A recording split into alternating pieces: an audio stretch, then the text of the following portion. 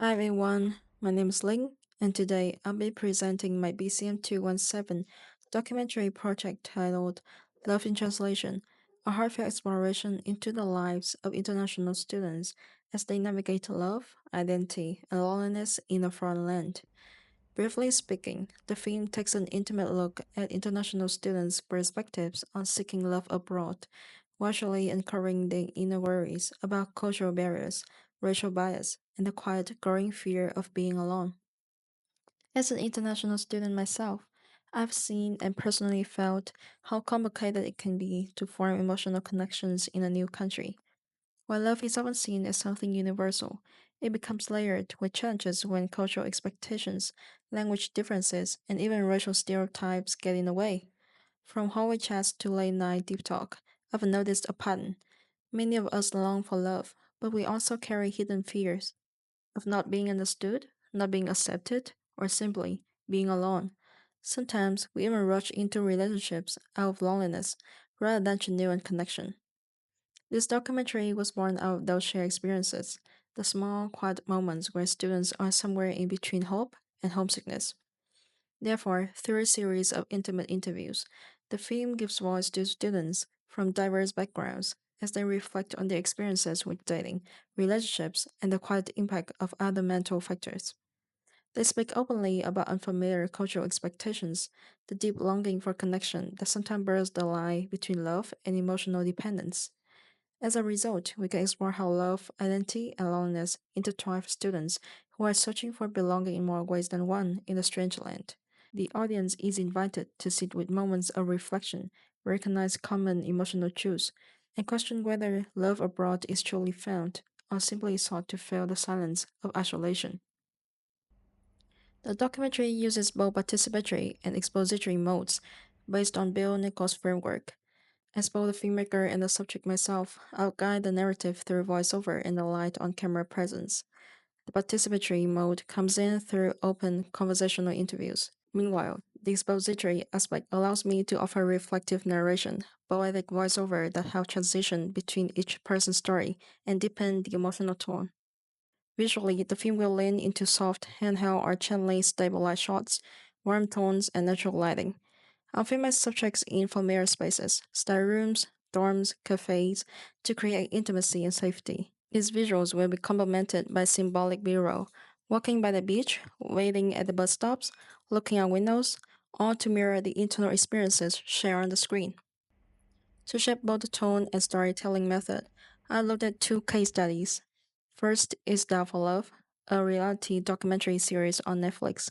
It blends observational and participatory modes beautifully, with soft visuals and emotional honesty. It never overdirects. Instead, it respects the intimacy of love and vulnerability. This approach inspired me to keep my film gentle, emotional, and grounded in everyday spaces. Second is my Dead Dad's Pornotape, which is more stylistic but deeply personal. It uses voiceover and symbolic visuals to explore emotional truths. It reminded me that intimacy can be created not just through what's said, but how it's shown, through textures, silence, and metaphor. Like Taro's film, I aim to use voiceover and poetic B-roll to elevate the emotions behind my interviews. Given the personal nature of the topic, ethics are crucial.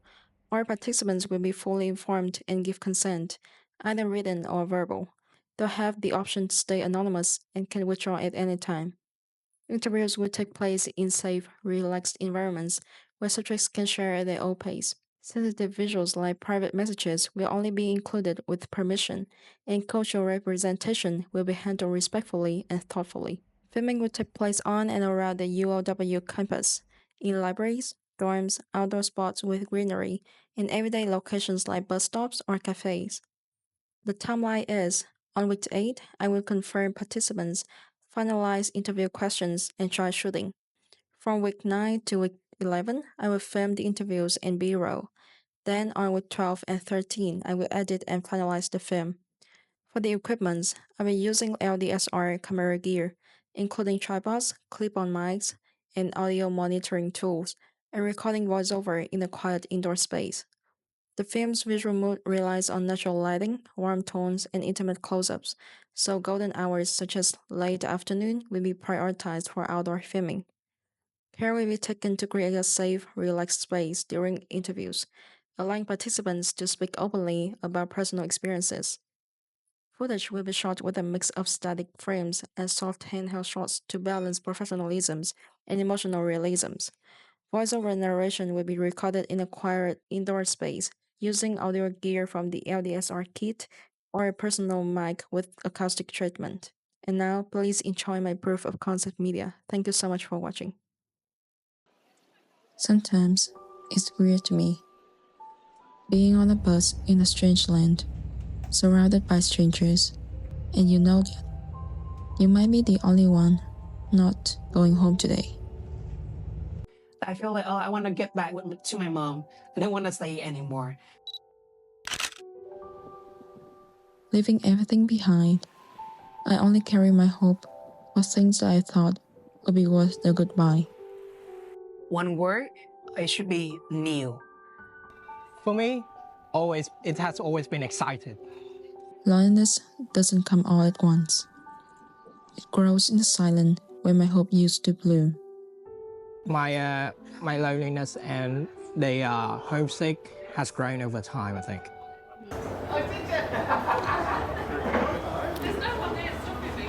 At some point, I just stopped expecting comfort and learned to live with the quiet instead. It's okay to be alone, you know. Loneliness is normal. Deep down, I still hope to find someone who brings the warmth of home when everything around me isn't familiar. Sometimes maybe love could actually make another place or like a new place become a new home for you. But could love be lost in translation?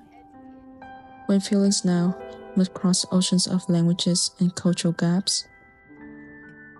It's a really huge obstacle for me.